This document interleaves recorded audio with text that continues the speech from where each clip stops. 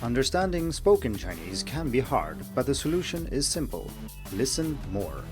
That is not always easy to do though, because it's hard to both find the time to listen and to actually get started.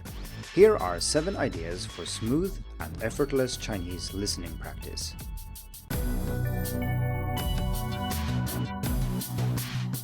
Hello and welcome to the Hacking Chinese podcast. This month there is a listening challenge on over at Hacking Chinese Challenges, so I thought it would be a good idea to share some ideas for how to listen more when learning a language. If you listen to this later and missed the challenge, don't worry, there are new challenges every month and a listening challenge every 4 months. Without further ado, let's gear up for listening practice. Here are 7 ideas for smooth and effortless Chinese listening practice, written by me, Ole Linge. As a learner, which part of Chinese is more important? The answer depends on your goals for learning the language, but if I were to give a general answer, I would say listening. The main reason is that listening is the key to most social situations, which means that you gain access to many learning opportunities you would otherwise have missed. You can often get away without knowing how to read and almost always without being able to write, but listening is crucial. Speaking is also important for social interactions, but doing so in a limited manner is often enough. You can get very far with just basic words. Improving listening ability also accelerates your learning in a way that improving speaking ability does not, because the more you understand, the more likely you are to learn new things that pop up. If you're not fully convinced, check out my more detailed discussion here. Is speaking more important than listening when learning Chinese? Listening is the hardest part of learning Chinese. An informal study I conducted a few years ago with several hundred respondents showed that students think listening ability is the hardest part of learning Chinese. This might come as a surprise, but wouldn't speaking be harder with the tones or maybe writing because of all the characters? No, not according to the students at least. Learning to understand naturally spoken authentic Chinese is really a challenge, much more so than in many other languages. The good news is that the solution is easy to describe. Listen more, quantity really is king. The bad news is that just because the solution is easy to describe, it doesn't follow that it's easy to implement. Concrete ideas for how to find more time to listen can be found here. How to find more time to practice Chinese listening. Smooth and effortless listening practice. It's not only about finding more time though. We've all had times where we could do lots of things but ended up doing nothing. Listening needs to be smooth and effortless. Here is a test for all of you. Right now, the moment you listen to this, how long would it take you to get started listening? Is the time it takes to get started typical for you? Leave your response as a comment to the article on the website. Regardless of what approach you have to study management, including none at all, making listening practice as easy and effortless as possible is very important. Here are a few ways of approaching the problem. First, the managerial approach. If your approach to language learning is built on a solid foundation of goals, to-do lists, and time management, you need to make sure listening practice is as context-independent as possible. It should not be something that is confined to a certain physical space or limited to a specific time. Instead, you should plan your activities in such a way that listening is always an option. Second, the forking path approach. If you can't stand to-do lists or quarterly language learning reports, then the forking path is an option for you. In short, it's simply a way of regarding life as a very large number of small choices.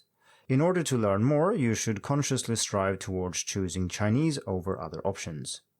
Now, smooth and effortless listening is very important if you use this approach, because it makes it much more likely that you will actually choose Chinese over something else. Third, the freestyling enthusiast approach. While I think that most people who listen to this probably follow one of the above approaches, it's worth mentioning that if you have no approach at all and just do what you feel like, smooth and effortless listening is almost necessary.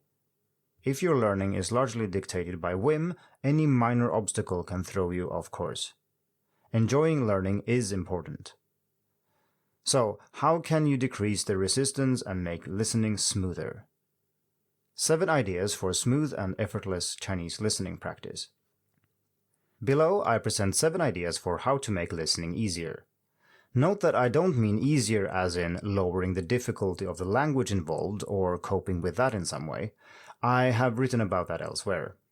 But easier as in easier to get started, leading to more listening and thus more learning. 1. Get cheap wireless earphones. This idea sounds stupid. How much of a difference can it make to have wireless earphones? A lot, actually. So much that I wrote an entire article about this. The simple trick I use to double the amount of Chinese I listen to. 2. Always have audio available. This is also obvious, but most people fail to do this. It doesn't count if you have a podcast on your computer if you're outside. If you have to spend 5 minutes searching for the right file on your phone, it's far from easy and effortless. You need Chinese listening material available at a moment's notice. Even a single extra step, however small, can make a difference. 3. Have audio at a suitable level available. You can vary the difficulty of what you listen to according to how much energy you have to dedicate to listening. There are many ways you can listen, so only having challenging content with tons of new words is not a good idea. You need the full range from background listening via passive listening to active listening. 4. Make Chinese the default option. According to the forking path approach described above, listening more is all about small choices.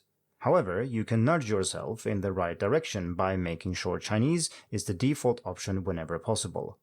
There's ample evidence that you are much more likely to stick with the default option than making an effort to change. Deliberately make it harder to make choices that lead to less Chinese, for example by putting audio in other languages in a hard-to-reach place. 5. Commit to activities that involve listening. This is a bigger version of the default option above. If you can put yourself in situations where you have to listen, this will automatically increase your minimum listening time. The ultimate example of this is immersion in a Chinese-speaking environment, but things like signing up for a conversation class, a book club, or similar also works. 6. Make Chinese the only option. Instead of allowing yourself a choice, simply remove all other options. This requires you to be resolute once and then makes subsequent listening more effortless. If you delete all English music from your phone or unsubscribe from everything that isn't in Chinese, you then don't have much choice, do you? This is similar to studying with a no English rule and won't suit everybody, of course. 7. Create solid listening habits. Modern life is possible partly because we have a large number of well-established habits that requires no effort to perform. If we had to actively choose to brush our teeth every morning, we would have little energy left for what really matters. Once habits are formed, they are great energy savers. Of course, this applies to listening as well. Gradually build up your listening habits with specific triggers, such as while doing a specific activity, running or cooking, a specific time, at 8 o'clock every morning, or a specific place when you get into your car. Read my article, Habit Hacking for Language Learners, for more information about this. These are the main things that I do to listen more. I listen a lot, not just to Chinese, but to all kinds of spoken audio. Naturally, there are times when I go out for a run without even having earphones with me, or take a long walk just to think, but those are active choices for me. The default option is to listen. Which of these ideas have you tried? What challenges did you face? Do you have any strategies of your own? What enabled you to listen more? Please share your experience in the comments so that we can learn from each other. Thank you for tuning in to the Hacking Chinese podcast. If you like this episode, please share it. More information and inspiration about learning and teaching Chinese can be found at hackingchinese.com. See you in the next episode, and until then, good luck with your studies.